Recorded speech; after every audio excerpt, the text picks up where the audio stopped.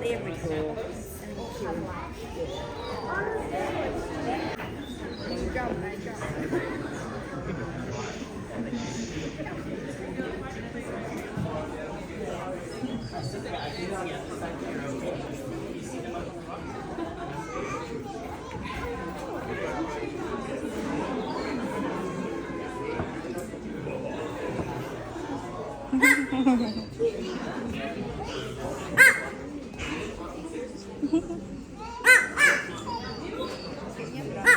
Lima? Apa? Oh, kakinya 2. 1, 2, 3.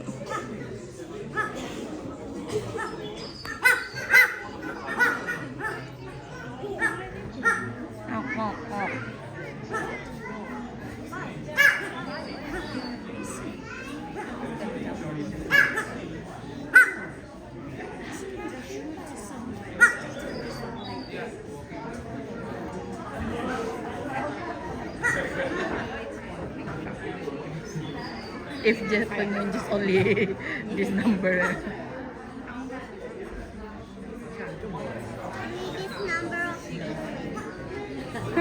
That's why our birds island, because not only seagull tuh ada pelikan juga kan tadi.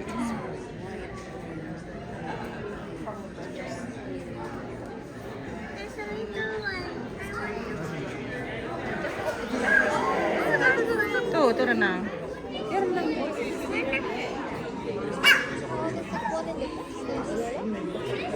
Oh iya, ternyata ada 6.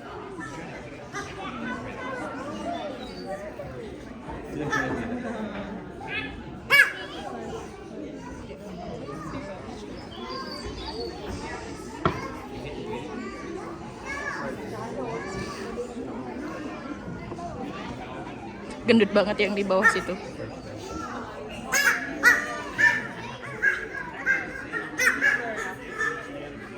Bawah tuh.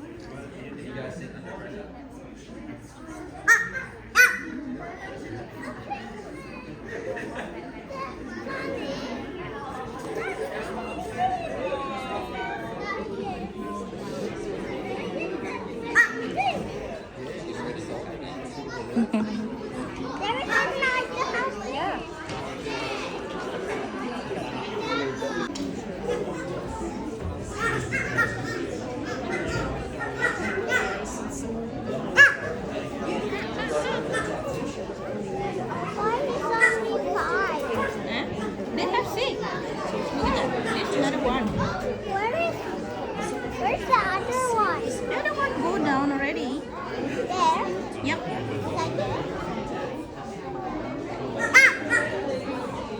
It's not possible to take a picture with the penguin. Yeah, maybe just only take the photo.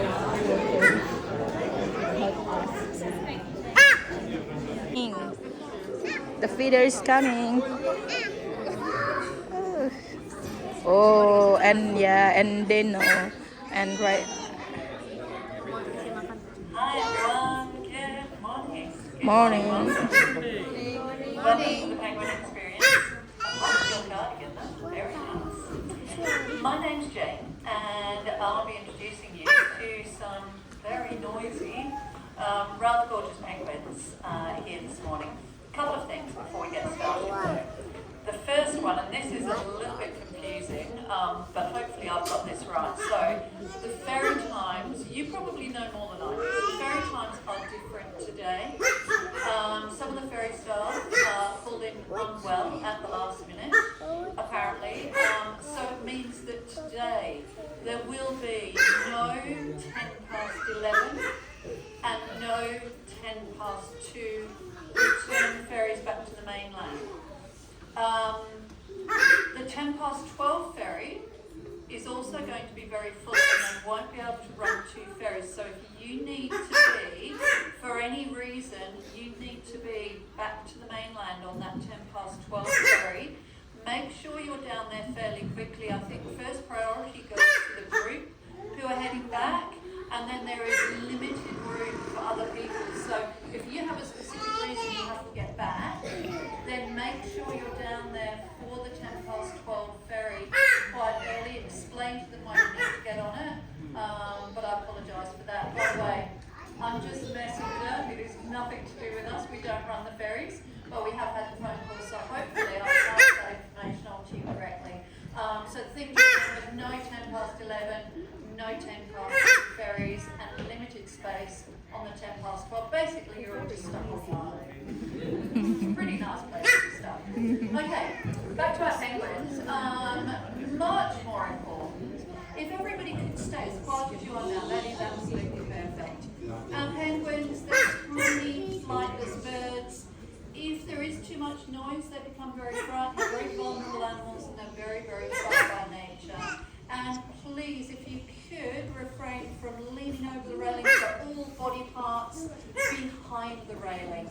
If they see arms, legs, cameras, hats, towels, anything waving over the top of their heads, they think it's something trying to eat them. I know. So they will become very frightened, and then you won't be able to meet all our penguins. We have 7 altogether.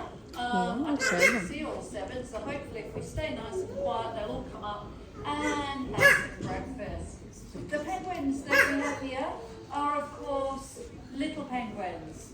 It's a preferred common name for them. Little penguin, sometimes called fairy penguins, and sometimes called blue or little blue penguins. So they do have 3 different common names, but the preferred common name is little penguin. Fully grown, this is as big as they get. So these ones, they're all fully grown. They weigh 1 to 1.5 kilograms. They stand 30 to 40 centimetres tall. So the smallest of the world's penguins, these are also the only species of penguin that you find living and breeding here in Australia. Little penguins are found all around the southern coastline of Australia, including Tasmania. They're also found in New Zealand. Penguin Island, really special place for these birds. Penguin Island is currently home to the largest breeding colony of little penguins in Western Australia. So it is a tiny island. Penguin Island, only 12.5 hectares. You can easily walk around the island in under half an hour to enjoy the island properly, so that you can pause, take photos, have a good look at the wildlife. Allow yourself 3/4 of an hour. There we go. La, la, la, la.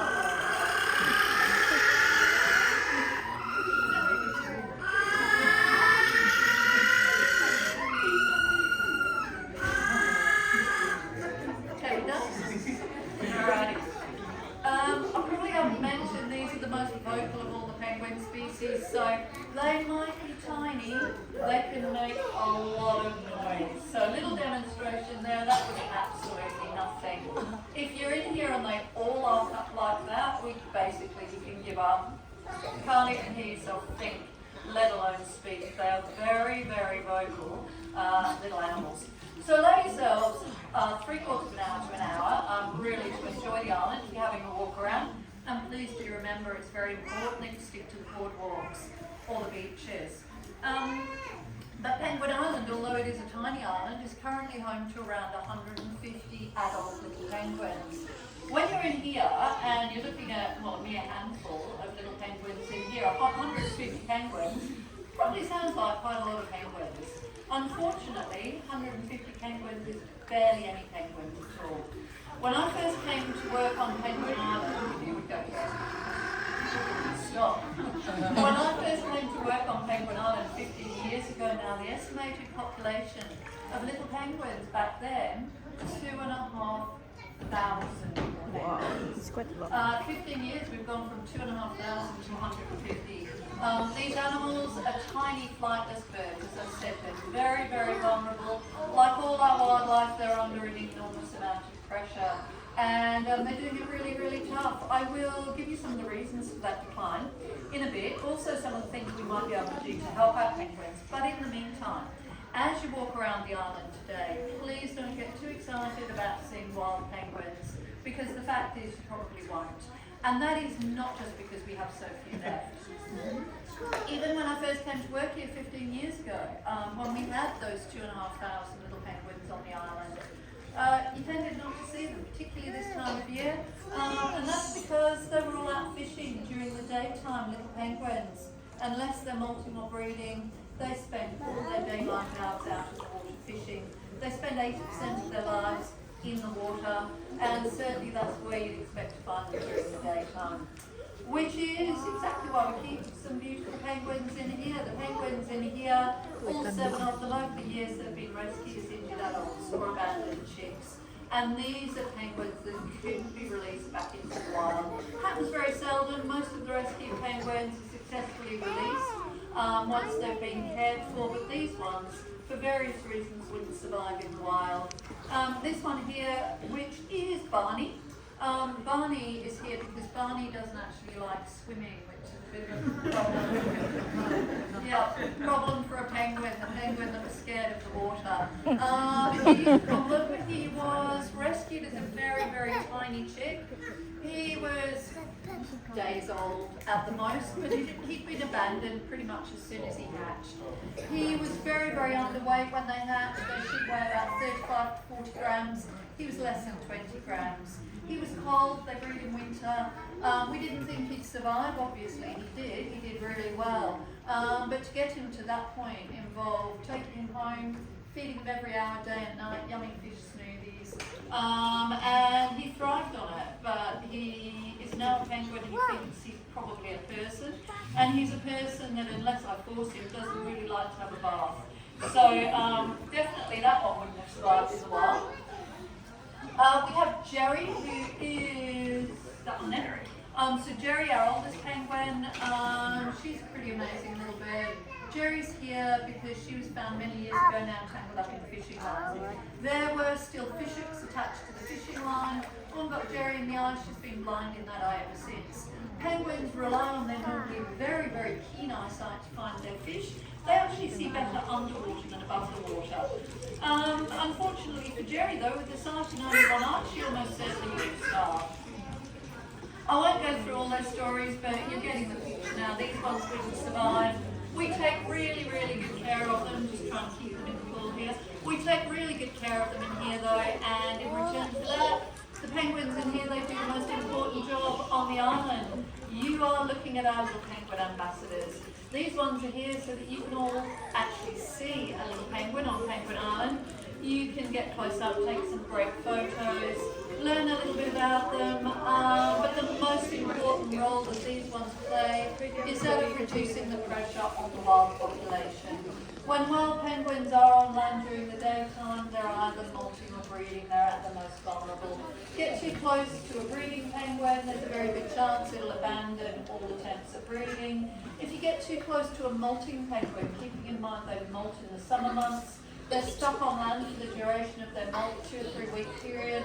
If you get too close to them, they become stressed.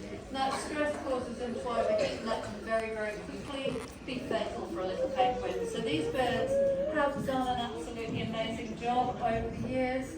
In return for all their very hard work, they get an unlimited supply of fish, all their housekeeping done for them. They are really, really well looked after. In the wild, the penguins were lucky to reach 10. Little Jerry, that one there, who's actually very, very active in the pool this morning. She normally doesn't like to get her hair wet, but that's our oldest penguin there, so keeping in mind they're lucky to reach 10 in the wild. Jerry is over 25 years old, so Wow. yeah, we care for these ones really, really well. Yeah, Jerry's an absolute legend. Jerry is probably a record holder. I don't know of any little penguin anywhere else, anywhere near Jerry's age, so she's pretty amazing. Oh man, penguins really slow and clumsy. Kids, can you give me one word and you can call it out to describe the way a penguin walks? How do they walk? Well done, they do. Standing on the spot, because there's lots of people in here, can anyone show me how they walk? Good job. Yeah, I saw that one. That actually wasn't so good. Some of the big kids aren't very good. You're really good. That was good. Oh, well done. That's very, very good. So they are slow and clumsy on land. They walk with that funny little waddle. Their body shape isn't great for life on land. If you have a look at Barney here, well, you tell me, describe his legs for me. How would you describe describe a penguin's legs? One word. Stumpy. Stumpy, small, somebody said short. You're absolutely right, you can barely see their legs, can you? Don't know if you know this, but penguins' legs, they're hidden, they're tucked up inside their bodies where you can't see them. Penguins' legs are also placed well back on their bodies. They're also placed well back on their bodies, and that makes them stand very upright compared to most other birds. They have, where flying birds have wings, what do we call this bit on a penguin? And don't Flipper. anybody say arms. That's what it means. Flipper. What do we call them on penguins? Flipper. Flippers, well done. Vipers. Penguins' flippers stick out really stiffly, don't they? Imagine you're a seagull. Okay, hands up kids if you've seen a seagull on the island today. Wow. Yeah? Yeah? Oh, wow. Yeah, there was a bunch of them and I saw one too. Many seagulls. So you all know what a seagull looks like, and you've probably all seen one standing on the beach. So you're a seagull that's not flying. Can you show me what you do with your wings when you're not using them? You're all seagulls, show me what you do with your wings. When they're not using That them. is exactly right. Well done, good job. 10 out of 10 for you. They do, don't they? They fold them up over their backs. They tuck them up really neatly up out of the way. Now you're a penguin that's standing on the beach. What do your flippers look like? Kind of go like this, don't they? Yeah, they stick out. Penguins can't fold their flippers up over their backs. They can't tuck them up out of the way when they're not using them. And that's because the bones here and here are joined or fused at that point, which makes their flippers really, really strong so that they can fly underwater if you like, but it does also mean they stick out. So those things, the legs tucked up inside their bodies, placed well back on their bodies, they stand very upright, and those stiff, strong flippers sticking out, they're all the things that make penguins waddle. They are the most amazing swimmers though. They're not slow and clumsy in the water. Ours are a little bit slow and clumsy sometimes. Most penguins swim really well. They have an incredibly streamlined body shape. Penguins have less resistance swimming through the water than a man-made torpedo. So very, very streamlined indeed. Just see if I can get a penguin to swim properly for you. So really streamlined body shape. See how streamlined it is? There you go. Because the legs are placed well back on their bodies, if you have a look at them in the water, they're able to tuck their feet really neatly up out of the way. They don't interfere at all with that streamlined body shape. But it's their flippers they use to propel themselves through the water, and they use their flippers just like flying birds use their wings to fly. They use the same muscles. They are believed to have evolved from flying birds around 65 million years ago. They've only got one underwater. Their closest relative is the albatross family. They can hold their breath for up to 5 minutes. They can dive over 60 metres, and they can swim at up to 12 kilometres an hour. Pretty sure none of these ones can do any of those things. Otherwise, these ones are way too small and lazy. Main natural predators. Kids, what do you think we need to little penguins swimming out at sea? What do you reckon? If you're a little penguin swimming out in the ocean, what do you think you'd be scared of? Everything. Just everything. Everything. Without size, you probably would be scared of everything. Sharks, and somebody said seals. You are absolutely right. Have a look at the penguins swimming. Imagine you're a seal or a shark and you're swimming out at sea. Can you see that if you were swimming over the top of one of our penguins, looking down on it in the water, every body part you're looking at is dark, isn't it? Even the bottom of their feet, and their feet kind of go up like that. They swivel their feet up like that when they're swimming. So every body part you're looking at is dark, and I don't know if you've noticed this, but the feathers on their backs are actually dark blue. They're not black, they're dark blue. What colour's the ocean, kids? Dark blue. It's blue, isn't it? So how does that help our penguins when they're out swimming? By blending in. By blending in, absolutely. They are really, really well camouflaged. So hopefully if you're all seals or sharks, seals or sharks, you wouldn't eat penguins because you wouldn't see them. They're really, really well camouflaged. There are other things that live in the water with the same sort of camouflage. Can you think of anything else that might have the same sort of colouring? Yeah, it didn't help this fish much, did it? But then this was caught by a net, I think. But have a look, dark on top and silvery pale underneath, just like our penguins. All very well when it comes to natural predators. They are full. It's really, really sad. Natural predators are not the biggest problem for our penguins. Biggest problem for our penguins, in a word, humans. Little Jerry was found tangled up in the fishing line. And it definitely wasn't a little penguin that had a fishing line out there. Rubbish entanglements, really common cause of death and injury. Boat strike, very common cause of death and injury. Introduced predators, cats, dogs, foxes, habitat destruction, and of course climate change. It is amazing we have any little penguins left at all. They're so tiny and so very vulnerable. And so noisy.